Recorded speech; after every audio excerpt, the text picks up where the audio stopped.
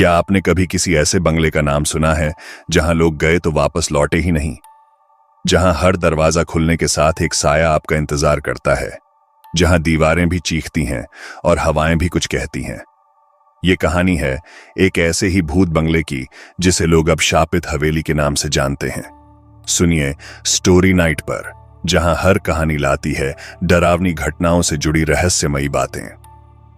मेरा नाम है अंशुमान त्रिपाठी। मैं एक स्वतंत्र पत्रकार हूं और रहस्यमयी घटनाओं की खोज करना मेरा जुनून है। 3 महीने पहले मुझे एक अजीब मेल आया था। एक अज्ञात व्यक्ति ने लिखा था कि उत्तर प्रदेश के एक पुराने गांव रतनपुर में एक बंगला है जिसे आजादी से पहले एक अंग्रेज ने बनवाया था। कहते हैं उस बंगले में अब आत्माएं रहती हैं।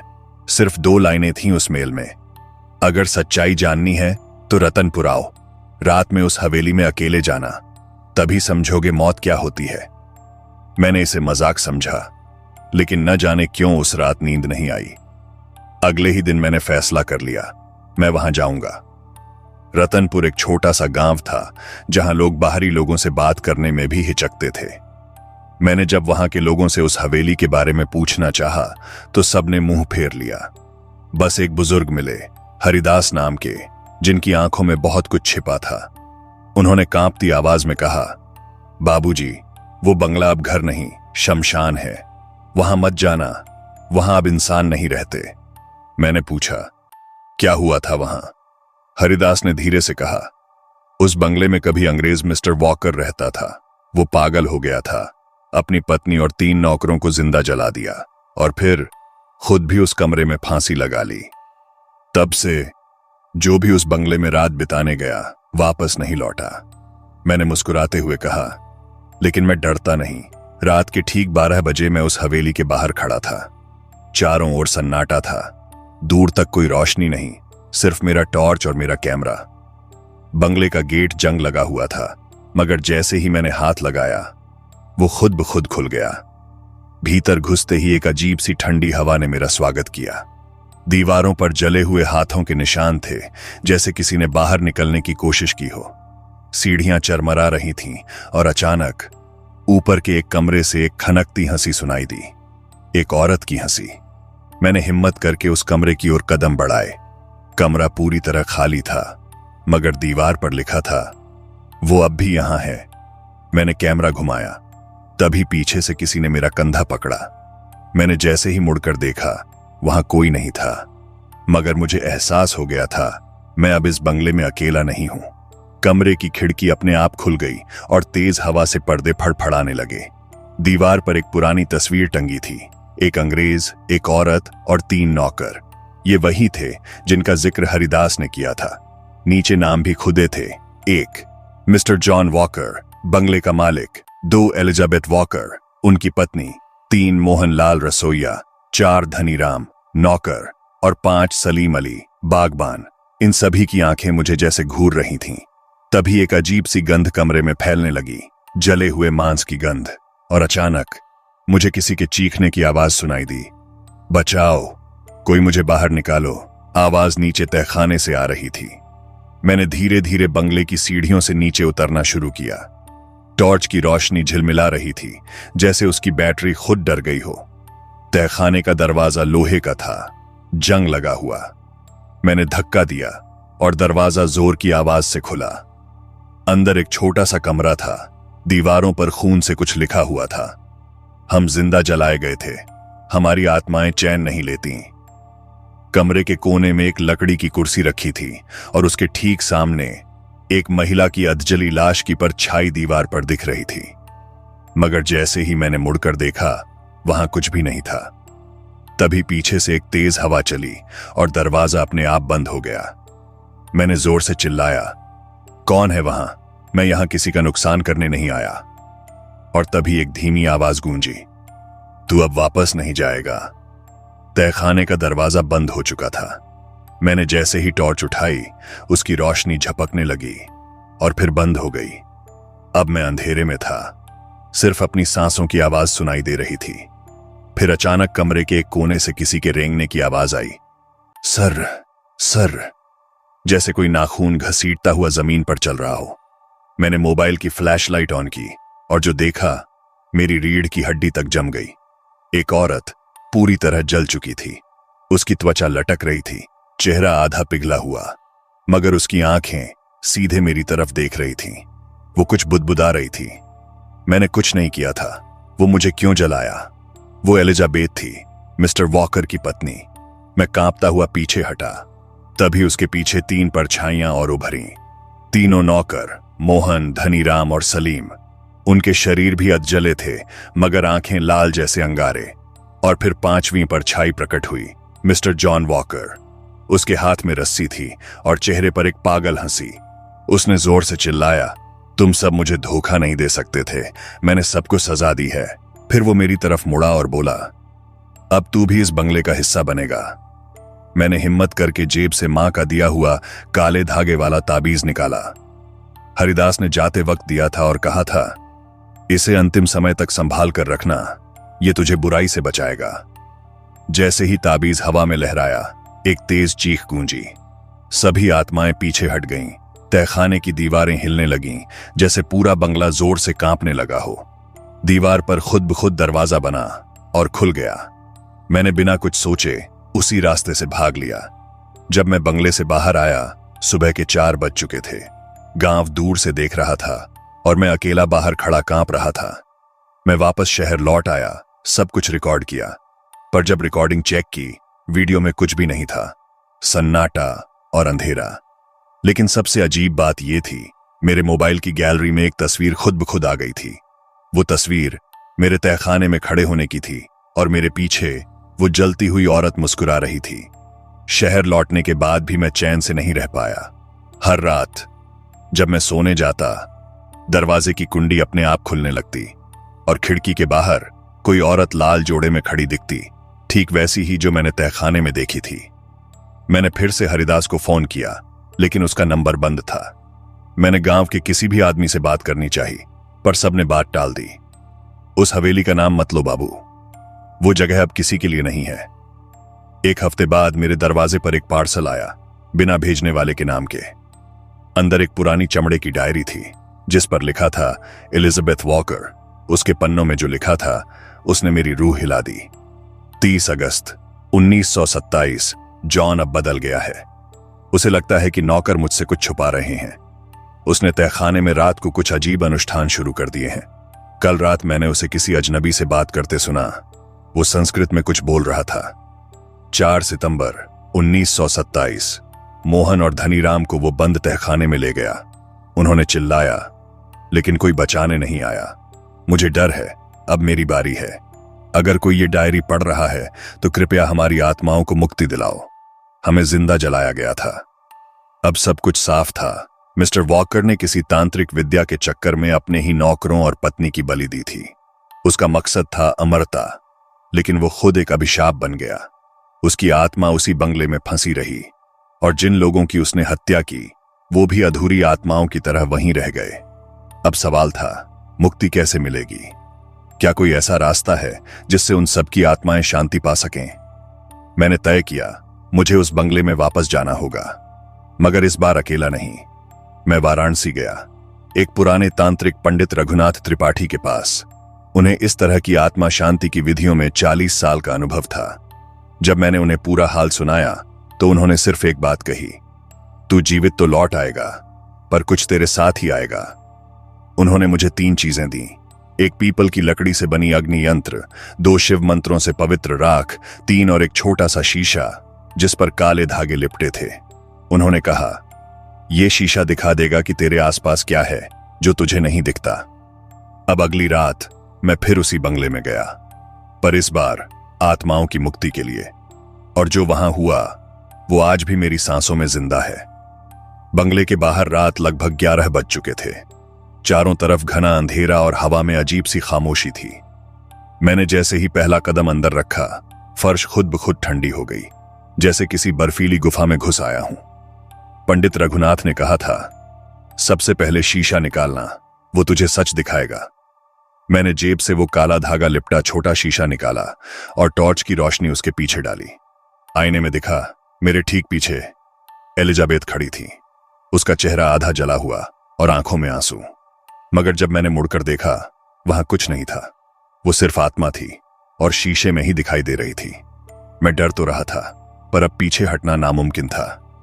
मैंने कांपते स्वर में कहा, एलिजाबेथ, क्या तुम मुझे सुन सकती हो? शीशे में उसकी परछाई हल्के से मुस्कुराई। फिर अचानक शीशा कांपने लगा और मेरे कानों में आवाज आई, मुक्त करो हमें, जलाओ उस वॉकर की आत्मा को। मैंने तुरंत तांत्रिक द्वारा दिया गया अग्नि यंत्र निकाला और वो मंत्र पढ़ना शुरू किया जो मुझे रघुनाथ ने रटाया था। ओम ह्रीं काल भैरवाय नमः, ओम अग्नि आत्मा शुद्धि स्वाहा। जैसे ही मैंने मंत्र दोहराना शुरू किया, पूरा बंगला थरथराने लगा। छत से धूल गिरने लगी, दीवारें कांपने लगीं और वॉकर की आत्मा प्रकट हो गई। अब वो और भी भयानक लग रहा था। उसकी आंखें लाल अंगारे जैसी चमक रही थीं। उसके पीछे तीनों नौकरों की अधूरी आत्माएं खड़ी थीं और पूरे बंगले में गूंजा, तू नहीं बचेगा। मैंने जमीन पर राख बिखेर कर उसके बीच अग्नि यंत्र रखा और एक गोला बनाया। वॉकर जैसे ही आगे बढ़ा, वो राख जल उठी। आत्माएं उस घेरे के पास आते ही चीखने लगीं, हमें छोड़ दो, ये दर्द सहा नहीं जाता। मैंने शीशे को राख में दबा दिया और अंतिम मंत्र। तभी आग की एक लहर उठी और सारी आत्माएं उस लपट में समा गईं। एक दर्द भरी चीख गूंजी, नहीं नहीं, मेरी शक्ति, मेरी अमृता। और फिर सब कुछ शांत हो गया। हवेली की दीवारों में एक गूंज उठी, जैसे सदियों की कोई पीड़ा अब निकल चुकी हो। मुझे लगा जैसे किसी ने मेरे कंधे पर हल्के से हाथ रखा हो। मैंने मुड़कर देखा, एलिजाबेथ की आत्मा थी। अब उसका चेहरा शांत था, कोई घाव नहीं, कोई आंसू नहीं। वो सिर्फ एक शब्द बोली, धन्यवाद, और फिर हवा में विलीन हो गई। लेकिन सब कुछ यहीं खत्म नहीं हुआ। जब मैं वापस गांव के रास्ते आ रहा था, गांव के मुहाने पर एक बूढ़ी औरत मिली। उसने मेरी तरफ देखा और बोली, तू सोच रहा है कि सब खत्म हो गया, लेकिन बेटा, बंगला तो जाग गया है। मैंने चौंक कर पूछा, क्या मतलब? वो बोली, वॉकर की आत्मा तो गई, पर उस तहखाने में जो तंत्र खुला था वो अब भी जिंदा है और अब कोई और आने वाला है। अगली सुबह जब मैं रतनपुर गांव के मंदिर पहुंचा, पंडित रघुनाथ पहले से मेरा इंतजार कर रहे थे। उन्होंने मेरी आंखों में देखा और कहा, तू जानता है ना, तूने अब खुद को उस चक्र में बांध लिया है जहां से कोई वापसी नहीं। मैंने कहा, लेकिन आत्माएं मुक्त हो चुकी हैं ना? पंडित ने धीरे से सिर हिलाया। वो आत्माएं मुक्त हो गईं, लेकिन बंगले के तहखाने में जो गर्भ स्थान जागा है वो अब किसी और को बुला रहा है। मैंने पूछा, किसे बुला रहा है? पंडित का चेहरा सख्त हो गया।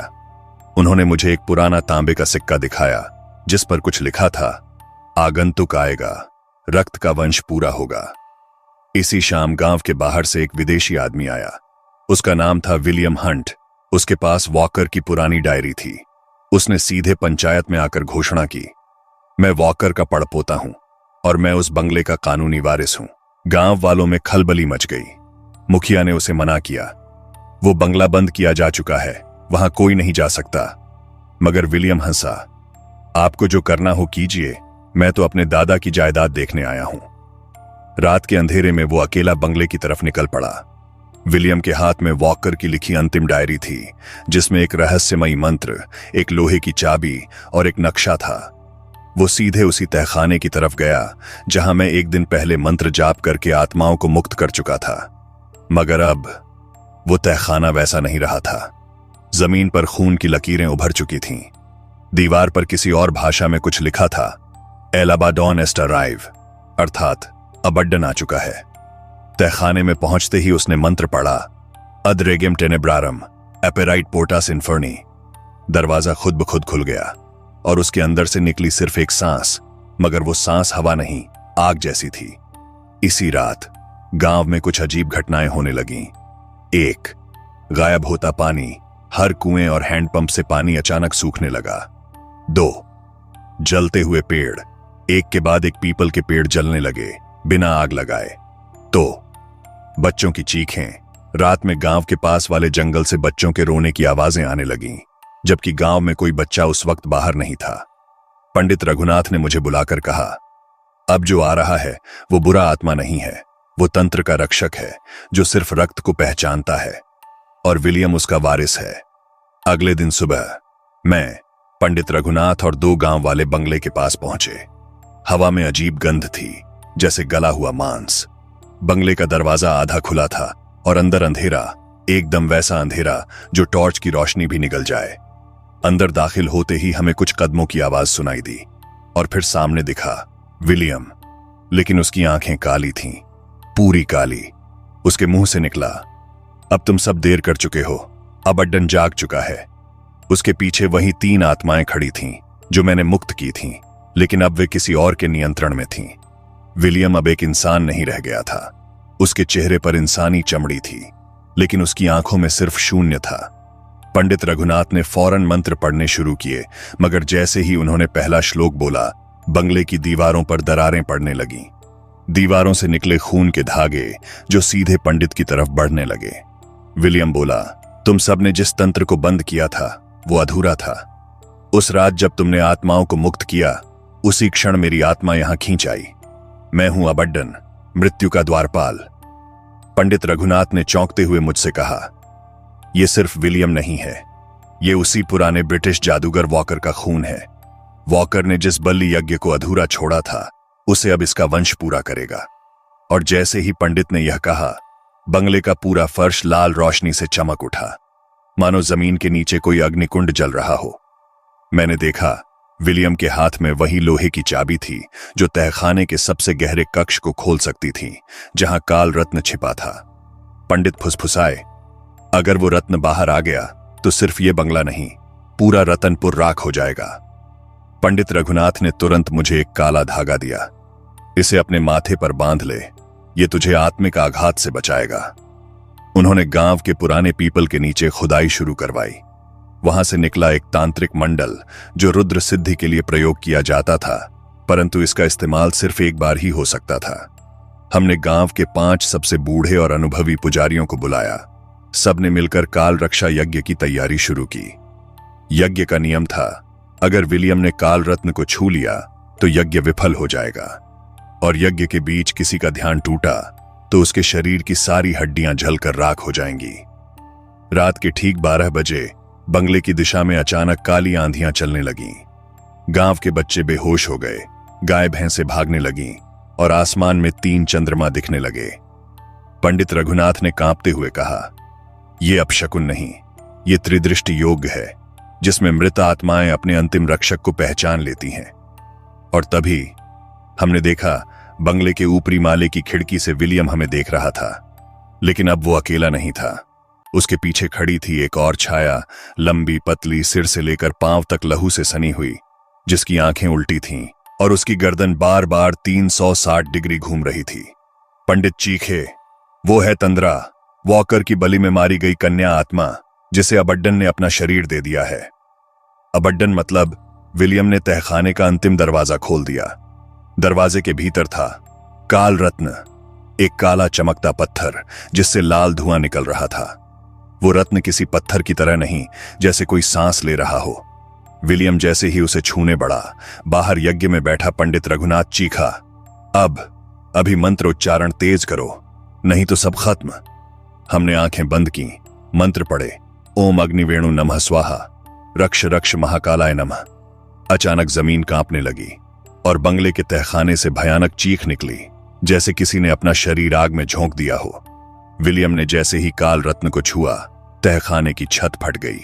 पूरा बंगला कांपने लगा, जैसे किसी ज्वालामुखी का मुख खुल गया हो। उस काले पत्थर से निकलने वाली धुंधली लपटों ने विलियम के चेहरे को पूरी तरह निगल लिया। वो चीख रहा था, मुझे शक्ति दो, मुझे अमरता चाहिए। पर पत्थर से निकली अग्नि ने विलियम को चबाना शुरू कर दिया, जैसे वो उसे चुन रही हो, एक बलिदान के लिए। बाहर पंडित रघुनाथ ने तुरंत घोषणा की, अबड्डन शक्ति नहीं, मोक्ष मांग रहा है, पर मोक्ष उसे तभी मिलेगा जब उसका सबसे बड़ा पाप सामने आएगा। अचानक यज्ञ मंडल के चारों ओर काली राख के तूफान उठने लगे और उसी राख से उभरी तंद्रा, उस लड़की की आत्मा जिसे वर्षों पहले बलि चढ़ा दिया गया था। पर अब वो मासूम लड़की नहीं रही। उसकी आंखें जल रही थीं, आवाज गूंज रही थी, तुम सबने मुझे जलाया था, अब मैं तुम्हारा गांव जलाऊंगी।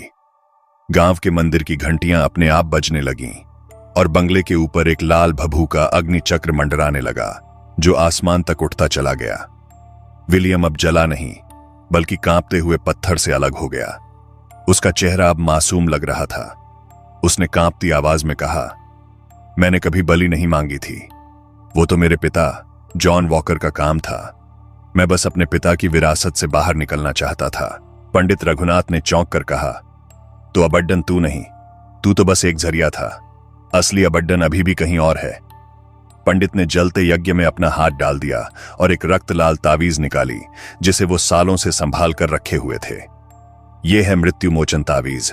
अगर इसे तंद्रा के मस्तिष्क पर बांधा जाए तो उसकी आत्मा मुक्त हो सकती है, लेकिन कोई भी इंसान जो इसे लेकर जाएगा वो कभी लौट कर नहीं आएगा।